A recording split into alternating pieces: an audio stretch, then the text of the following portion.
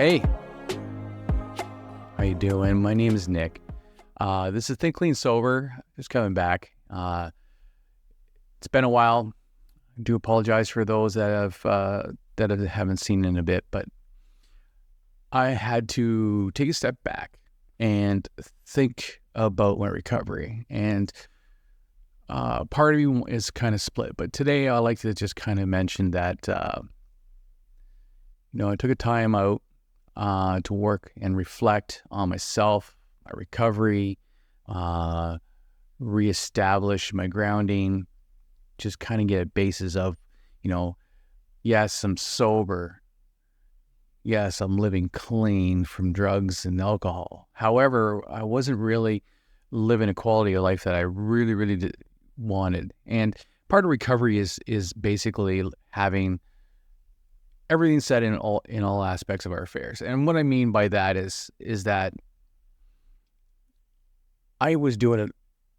I can honestly say I was not really doing it all right. And what I realized is, okay, yes, I got my finances in order.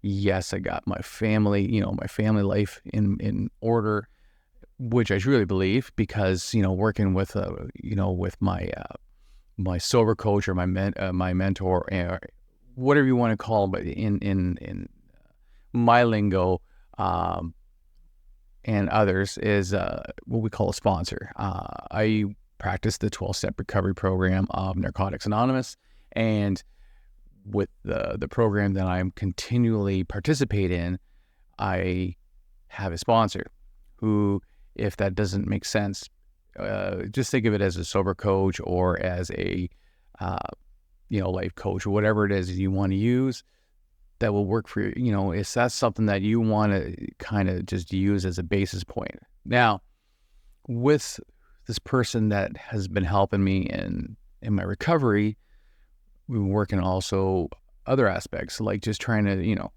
clear up some rubbish, but that's going to be another day. But what I wanted to talk about is how I didn't know that recovery was just being drug-free and alcohol-free, substance-free, whatever it may be, free from addiction. But what I did not realize as much as I was getting through recovery and working with a new sponsor or my new recovery coach is that things were finally kind of manifesting in other areas of my life where there was eating, and it was definitely eating, or shopping, or, just overall certain behaviors that were coming up that were not spiritual, not good vibes. It was just not, making me grow in the direction that I wanted to go in. So in recovery, I realized that, okay, now that I learned how to stay drug-free and how to stay sober, what next, right? And, being stagnant, I thought, well, things are great. I was moving forward, and I thought, but then I realized that the tracks on this train that I'm traveling was level. Not realizing that, okay, yes, I surrounded myself with good people, and that's important too, because the people that I've actually surrounded myself with is not like the people that I used to surround myself with when I was like growing up through high school or elementary school or old school friends or work friends. I got through stages of having, people that I hang out with, and I didn't realize that, that I kind of molded into who I am today with the people that I have surrounded me today. Like the people that I have surrounded my life today is who's helped me molded me to who I am now. And I have so much gratitude for that because I've done the right things. I truly believe, and with the energy, the feelings, and the vibes that I'm getting, and the energy of positivity and where my life direction's going, it hasn't stopped. It is just so much fulfilling today.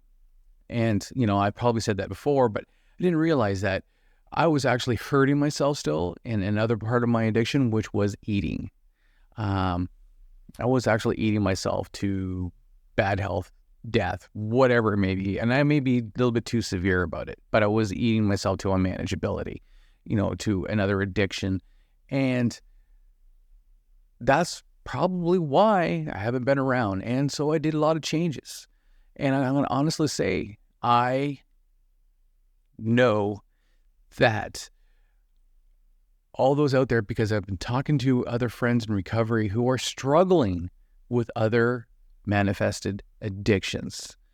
People that have quit dope, quit drugs, suddenly have addictions in either gambling, sex,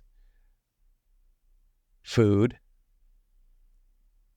so be it. Video games. I that was another one that was brought up to my attention with a friend of mine, and respectfully, I just had to say, we use the same thing. We use the same recovery process, the same principles of this recovery, which is the 12-step program that I really, really love to follow along in my life. I apply it to everything. It's not just drugs and alcohol anymore. I was doing it all wrong. I was only applying it to drugs and alcohol, not all aspects of my affairs that I should have been using. And today I took a step back. I've been on hiatus for a bit because I was in self-reflection and self-control and whatever it may be. But I did some self-love because I didn't have enough of self-love as I thought I did. I have a lot more. I do love myself. And I do that testament of I love you, and I love you, and I love you in that mirror, and it helps me. So I did the same principle to take the struggle of eating and to focus on better health. I have to say, I really, really am so grateful that I decided to talk about this with you. And I think it's really important that your health, not just from freedom from addictions from drugs and alcohol, but your health, which is your eating. And you know what? That's another part of it too. It was when I changed my eating, I also changed my active lifestyle. I actually consider myself moderate to high act or activity level, moderate to high activity. My activity has been daily walks. I do minimum of 10,000 steps a day. I do, after my major meal, practically 6 days a week, after each supper or each big meal that I consume in a day, I've actually go out and do 5-6K hard, rigorous walk. And that means just either pounding pavement, pounding gravel, pounding dirt, whatever it may be. It doesn't matter. That's me. That's what I do. And maybe I'm just saying this to maybe encourage others to do the same. But from my last video to this video, I lost approximately 70 pounds. And I feel wonderful, fantastic. And I cannot stress enough how good this journey has brought me. And I'm going to say this journey, I reached a milestone in my recovery, and this journey, well, what I realized that how powerful our minds are if we just take control and do the opposite of what we're doing wrong. And that's all it is doing the opposite. If I'm doing something wrong, then I have to do something right. Whatever it is, do the opposite. If you're angry, love, all those things. That is finding those things you got to do, those little key moments, those little keynotes, whatever it is. Those cues that I've been using in my life has helped me get me to where I am today. That's all I have for you today. It's been a wonderful ride. I'm going to be back. I'm going to start recording more. I do say that before, but I'm going to try recording more. I'm going to do the best I can to be at least on in a bi-weekly basis at this point. I'm going to merge back in, but at the same time, I'm just going to keep also making sure that my health, my self-love and everything is kept in check, and I'm going to preserve that. And I want to bring you along in this journey. And I think